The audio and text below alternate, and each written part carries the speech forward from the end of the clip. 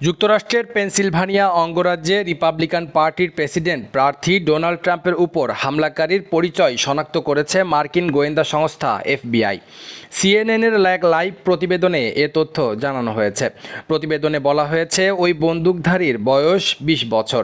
তিনি পেনসিলভানিয়া অঙ্গরাজ্যের বাসিন্দা, তবে এর বেশি কিছু এখন পর্যন্ত জানানো হয়নি।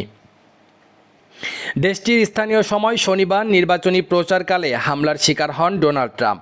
এই হামলার পর একজন হামলাকারী দেশটির সিক্রেট সার্ভিস সদস্যদের গুলিতে নিহত হয়েছে। সেই সঙ্গে আরও একজন দর্শক নিহত হয়েছেন। এদিকে ট্রাম্প জানিয়েছেন, গুলিতে আমার ডান কানের ওপরের অংশ ফুটো হয়ে গেছে। সামাজিক যোগাযোগ মাধ্যম ট্রুথ সোশ্যালে ট্রাম্প লিখেছেন, হঠাৎ আমি শব্দ শুনি, সঙ্গে সঙ্গে বুঝতে পারি অঘটন ঘটেছে, আর তখনই অনুভব করি গুলি আমার চামড়া ফুটো করে দিয়েছে, অনেক রক্ত পড়তে থাকে। আমি তখন বুঝতে পারি কি ঘটেছে। এছাড়া রিপাবলিকান এই প্রার্থী তার নির্বাচনী প্রচারে গুলিতে হতাহতের পরিবারের প্রতি সমবেদনা জানিয়েছেন। একই সঙ্গে পোস্টে ট্রাম্প লিখেছেন, এটা অবিশ্বাস্য যে আমাদের দেশে এরকম একটি ঘটনা ঘটেছে। হামলাকারী সম্পর্কে এখনও কিছু জানা যায়নি, তবে হামলাকারী নিহত হয়েছেন। রেজওয়ান ইসলাম, নিউজ বাংলা।